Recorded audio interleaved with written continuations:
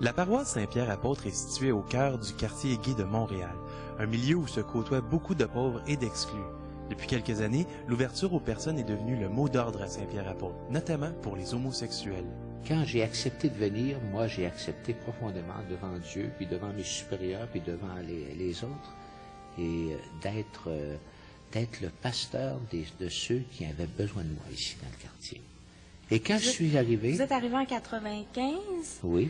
Et à ce moment-là, vous avez décidé d'intensifier le mouvement d'ouverture envers les gays. C'est ça.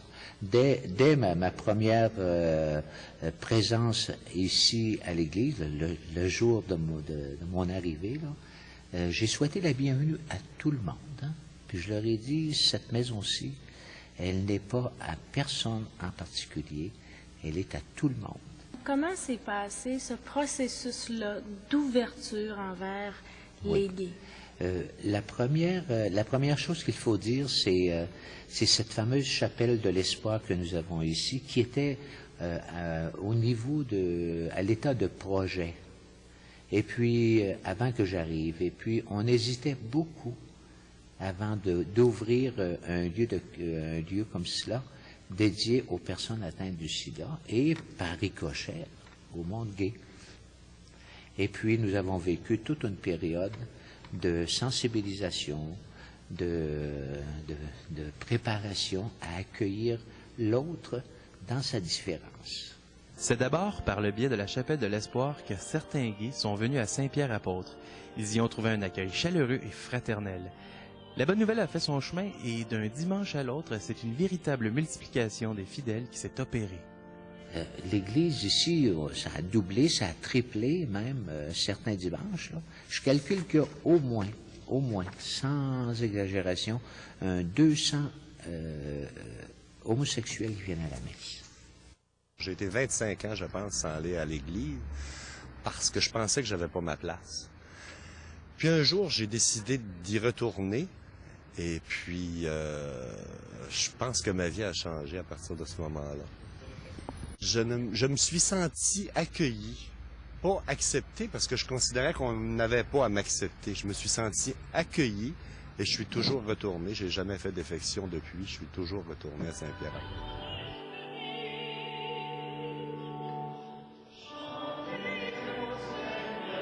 Puis l'accueil des prêtres qui ont défilé ici depuis que j'y suis a toujours été pour moi quelque chose de frappant, quelque chose qui fait du bien. Je me suis jamais senti jugé, oppressé, mis de côté. Les relations entre hommes et femmes, entre êtres humains, c'est pour tout le monde. C'est chaque jour qu'on a à se faire violence pour dire à l'autre, ben, coudonc, que je t'accepte comme t'es. Si on apprend à se connaître, on va peut-être finir par s'aimer. Sortez de votre attitude de sanctification et de satisfaction personnelle. Allez vers l'autre, quel qu'il soit, quelle qu'elle soit, allez vers l'autre, sortez dans votre rôle. Je crois pas qu'il doit y avoir beaucoup d'églises à Montréal qui font ce genre d'homélie-là. Je choisis pas le restaurant pour le propriétaire, je choisis le restaurant pour ce qu'on me sert à manger. Puis c'est exactement la nourriture qu'on me sert à Saint-Pierre-Apôtre, c'est celle dont j'ai besoin. Je suis allé chercher des prêtres qui étaient capables, même qui ne sont pas de ma communauté, pour célébrer, pour être capables de donner la nourriture dont ces gens-là, que ces gens-là demandent. Est-ce qu'il vous arrive de prêcher sur l'homosexualité? Oui. J'ai, par exemple, le dimanche de la diversité, je pense, là. Moi, j'ai fait une homélie complète sur la diversité. Et j'ai dit aux gens, moi, je vais marcher. Je vais aller faire la marche de la diversité. Je ne serai pas d'accord avec tout ce qu'il y a là, mais pour moi, ce sont des enfants de Dieu. Claude Saint-Laurent s'est réellement mouillé les pieds dans cette aventure divine. En plus d'accorder beaucoup de rencontres personnelles à la paroisse, il n'hésite pas non plus à sortir avec ses paroissiens.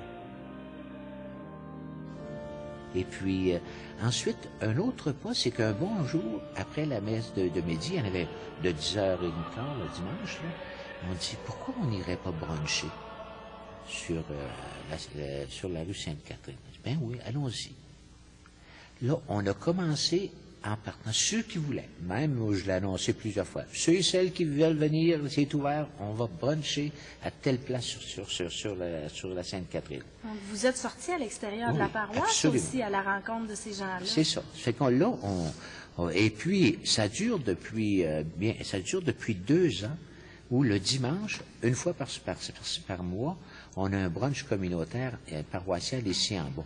Mais les autres dimanches, après la messe, on s'attend, puis on va bruncher ensemble. Puis là, ça a créé des relations, ça approfondit les connaissances. Un tissu communautaire nouveau est en train de se créer, là. Super intéressant. Au départ, j'étais simplement une fidèle, une personne qui venait à Saint-Pierre-Apôtre pour méditer ou pour assister aux cérémonies. Tu sais.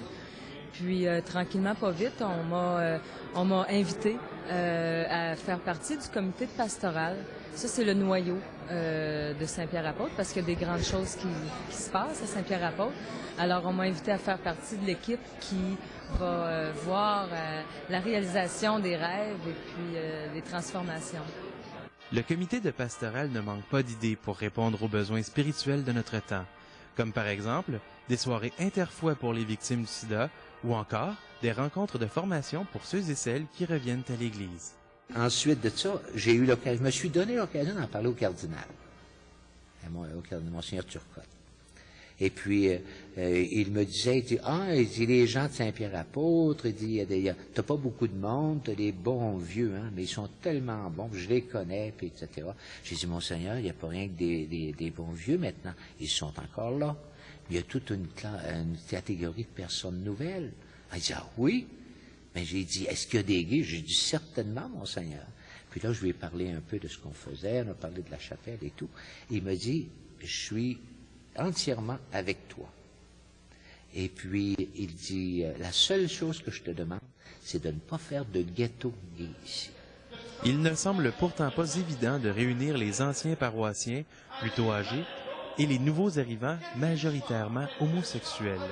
Je pense que l'intégration se fait très bien parce que comme si vous allez voir un peu les gens qui sont ici au brunch ou je sais pas si vous avez tourné des images tantôt quand à la cérémonie, on voit toutes sortes de visages. Alors je pense que les images vont vous répondre. Et je vois l'action de Dieu partout, moi, dans ça. Hein. Qu'est-ce que vous avez découvert de particulier au contact des personnes homosexuelles? Ah, beaucoup de choses, hein? Beaucoup de choses. D'abord, ils ont souffert de leur exclusion. Hein? Ils ont souffert beaucoup. Puis des personnes qui ont souffert beaucoup, elles vous apportent toujours des valeurs, des richesses incroyables. De voir qu'on peut repartir des cendres, on peut repartir à partir de rien, puis grâce à l'implication d'une personne, 2, 3, 4 et d'une communauté entière, ben, vive l'amour, vive le message d'amour d'une façon concrète et réelle. Ce témoignage nous donne l'impression que l'Église est en train de renaître de ses cendres. Voyons ce qu'en pensent les principaux intéressés. Est-ce que c'est une nouvelle façon de faire Église? Peut-être. Ou c'était la façon de faire Église, puis on avait oublié que c'était comme ça. Il va falloir qu'un jour, quelles que soient les circonstances, quels que soient les lieux, là, hein, et l'environnement, il va falloir que ça craque en quelque part. Hein? C'est comme le poussin, s'il veut naître, s'il veut respirer, pour qu'il y ait la vie nouvelle, il va falloir qu'il accepte de percer sa coquille par l'intérieur. L'Église d'aujourd'hui, c'est plus celle d'hier, ce ne sera pas celle de demain. Je crois qu'il y a amélioration avec le temps. Moi, lorsque j'ai commencé à fréquenter Saint-Pierre-Apôtre, lorsqu'il y avait 50 personnes à l'église le dimanche, on disait, hey, il y a beaucoup de monde ce matin. Et là, on parle de 300, puis 350, 250 certains dimanches. Et il y a de plus en plus de monde. Et je crois que le phénomène n'est pas seulement qu'à Saint-Pierre-Apôtre. Chez la communauté homosexuelle, c'est certain qu'il y a une plus forte concentration à Saint-Pierre-Apôtre. Mais il y a un retour à l'église, puis je pense que le monde ne s'en portera que mieux.